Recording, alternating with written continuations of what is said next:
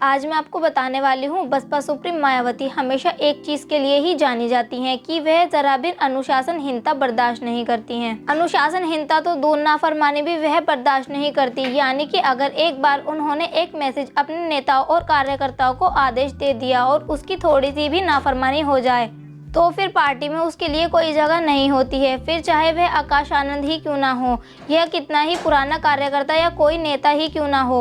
और एक बार फिर से मायावती ने यह दिखा दिया है कि बेशक उनके ही नेता हो, चाहे उनके ही घर में शादी हो, लेकिन अगर किसी वजह से वह ना जाने की बात कही गई हो या ना जाने की हिदायत दी गई हो और बावजूद इसके उनके कार्यकर्ता इसका उल्लंघन करते हैं तो उन्हें पार्टी से इस तरह निकाल दिया जाता है। यह एक बार फिर दिखाई दिया है। जी हाँ, मेरठ का मामला है। मेरठ में मायावती ने अपने 3 नेताओं को पार्टी से निकाल दिया है। प्रशांत गौतम श्री के कोऑर्डिनेटर तरीके 3 नेता हैं, यानी कि तीनों पार्टी में मेरठ के ही हैं। और सीनियर पद पर गुनाह क्या है? गुनाह यह है कि अपने ही कोऑर्डिनेटर के बेटे की शादी में चले जाना, लेकिन उन्हें न जाने की हिदायत दी गई थी। पार्टी की तरफ से मायावती के सबसे खास मेवालाल ने इस नेताओं को फोन करके कहा था कि आप इस पार्टी में शामिल ना हो। लोग इस बात पर भी थोड़े चौंके कि आखिर जब उनकी ही पार्टी के नेता हैं मुनकद अली जिनके बेटे की शादी थी, तो फिर उसमें अपने ही कार्यकर्ता को जाने से क्यों रोका गया? इसके पीछे की कहानी क्या है?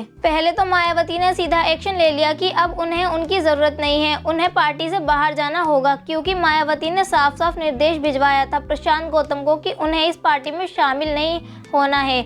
इस निर्देश के बावजूद ये नेता गए और फिर उन्हें पार्टी से निकाल दिया गया। दरअसल मुनकद अली की जो बेटी है वह समाजवादी पार्टी से उम्मीदवार है। मीरापुर से कादिर राणा की बहू सुमुल, जो कि मीरापुर से समाजवादी पार्टी की उम्मीदवार बनाई गई है। मायावती की तरफ से यह मैसेज दिया गया कि इस पार्टी में समाजवादी पार्टी के नेता भी आएंगे।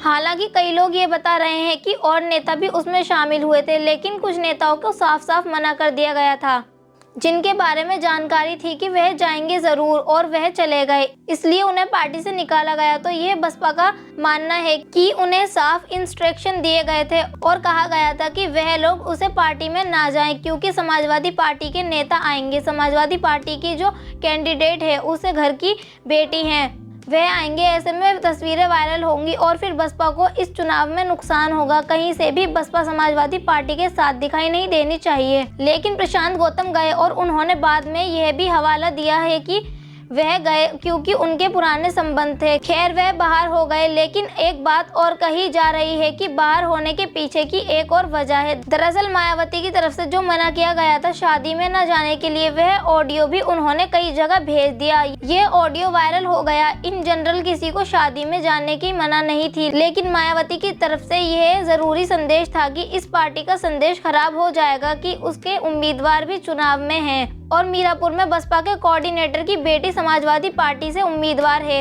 हालांकि बसपा में कई तरह के काम दिए जाते हैं, आप उसमें लगें और इधर उधर ना जाएं। ऑडियो में साफ साफ सुनाई दे रहा है कि ऐसी स्थिति में बसपा ने अपने इसे नाफरमानी मानते हुए निकाल दिया। मायावती ने अपने ही सीनियर नेता, जो कि उत्तराखंड के कोऑर्डिनेटर भी हैं, उनके बेटे की शादी में गए अपने सीनियर नेताओं को मेरठ से आने वाले नेताओं की पार्टी से निकाल दिया है।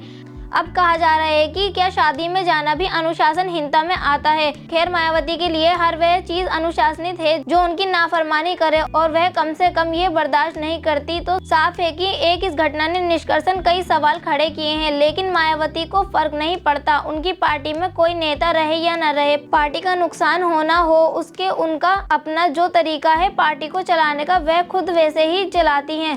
धन्यवाद।